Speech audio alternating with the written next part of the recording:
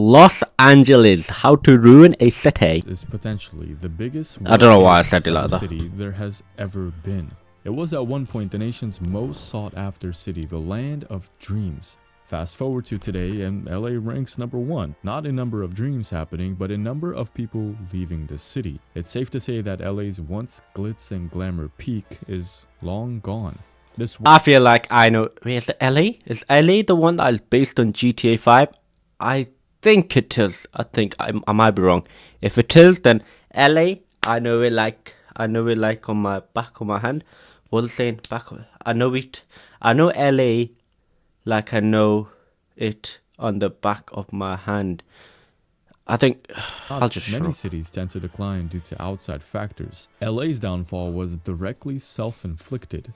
This is the blueprint for that if you want to ruin your own city. This is how they did it, step by step. This is how to ruin a city.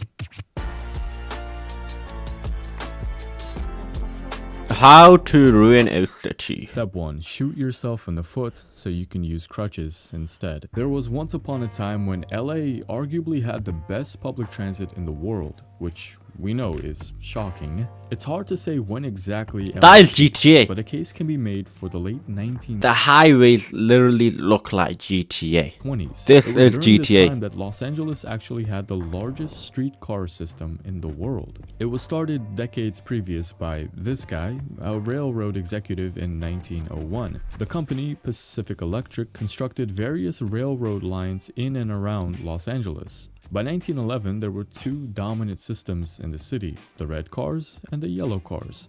These were actually 2 different rail systems owned by different companies. The red cars were owned by Pacific Electric, the company that the Huntington guy founded. The yellow that isn't a car of Los Angeles. It's a train. And they were massively popular. Am I wrong? At the height of its success, Pacific Electric became the world's largest operator of electric railway passenger service in the world, with over 2,000 daily trains running on over 1,000 miles of track every day. Today, LA struggles to run a consistent bus schedule. So what happened? How did LA fall from grace right into an 8-lane asphalt road? Well, unsurprisingly, it was this is GTA. With the age of the automobile came highways, and who doesn't love highways? Well, LA certainly does. Around the 1930s, automobiles proposed an alternative to the streetcar system. More and more people began buying them, and as a result, the city needed a way to provide an alternative. That alternative was basically to rip away and sell all the streetcar systems and in their place, put in freeways. In the decades following, the red and yellow cars started shrinking in size. The yellow cars survived slightly longer, but by 1963, the last of it was officially sold off, marking an end to one of the most effective layouts of public transit in the world, to an alternative that was turning out to be an issue in itself. It looks mad. That looks mad. Is that in the years looking after, at it like that, LA looks noticed its issue and tried to rebuild its old system, investing billions in trying to bring back its streetcar system. Still, even with that effort, the system is barely 1/10 of what it once was. Truly a great first step in bringing down your city. Step 2 is to remove your sense of community. What is urban zoning? What is urban zoning? Okay, maybe if I click the video, he will tell me. Los Angeles is very unnatural I'm dumb in at the times. way it has developed, and that is on purpose. Los Angeles this is GTA. Huge in size and population. More specifically, the second largest right behind New York City. However, if you compare the two, something seems very off. That something is that LA has virtually no skyscrapers. For a city with almost 4 million people, it has practically no downtown. The rest of LA is just one sea of suburban development. And this wasn't an accident. In LA, it's practically illegal to build tall or to build dense. Most of the city is zoned exclusively for single-family homes. You cannot build an apartment, you cannot build a corner store, you can build one house, one per lot, in the second largest city in America.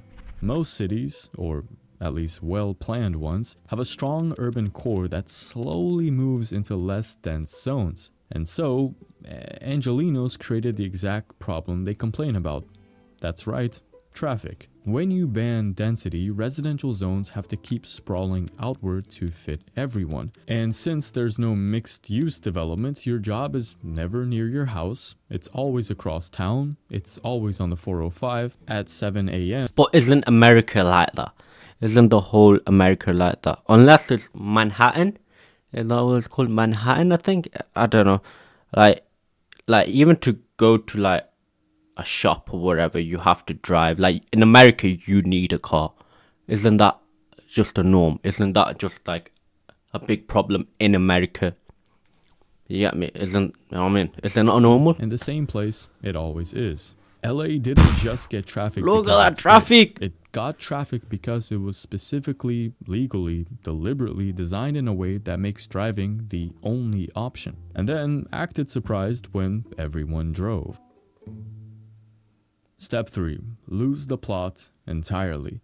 Between July 2024 and July 2025, 53,000 residents left LA County, the largest population decline of any country in the United States. And it's not a new thing either. Since 2020, the county has shed over 322,000 people, falling from just over 10 million residents to under 9.7. The problem didn't start recently. The sudden surge of people migrating away from LA was the result of years and decades of failed planning, failing to optimize when it had the chance. It's had homelessness epidemic, it's record-breaking traffic. The cracks were there. It's just that now the cracks have compounded into fractures. LA saw the warnings for decades, but never acted on it because the people who already owned homes and whose property values depended on keeping supply scarce were organized rich politically to kill every reform that came along. The Sherman Oaks Homeowners Association alone had immense success influencing politicians like Mayor Karen Bass to oppose pro-housing reforms. And you see, I'm not from America, so I don't understand what is going on right now. Yeah, me. Showa, what the fuck is Showa, and who the fuck is she? Who is she? For LA's stance against SB 79, the What does that mean? transit-oriented housing bill. These associations use zoning laws, environmental lawsuits, and direct political pressure to block apartments, density, and transit at every turn. SECA, meant to protect the environment, was commonly used to block high-density and transit-oriented housing, contributing to the urban sprawl and forcing workers to live farther from work. And the politicians, well, they consistently caved because they needed those homeowners' votes, which is why, despite the warning signs, LA just kept things the way they were.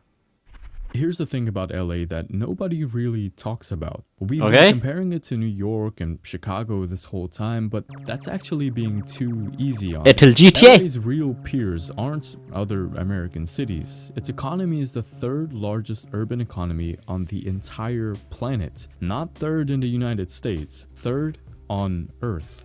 The only cities ahead of it are Tokyo and New York. Let that sink in for a second. We're talking about a city that belongs in the same conversation as London, Paris, Seoul, and Shanghai. Yeah, but London is a shithole. Actually, no, why lie?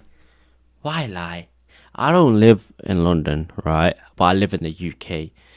I go to London. London's actually alright. I can't lie. It's like, I'd love to live there, but it's just too much traffic.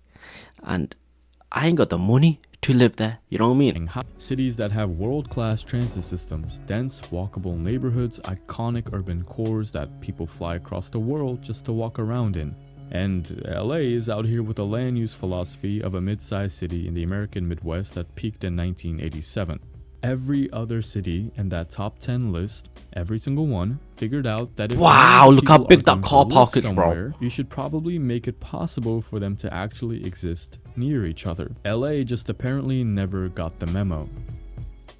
The tragedy isn't that LA is a doomed city. It's that LA is a city that is actively, legislatively, stubbornly refusing to be as great as it actually could be. The bones are there, the weather is there, the culture is there, the economy is clearly there. However, its design is not there, and hasn't been there for decades. Instead, Los Angeles was prioritizing the town's image, refusing the big city effect. And there's nothing inherently Oh, look at the wrong with mountains! that, but you have to deal with the unique challenges that it can cause. Challenges the city simply never did.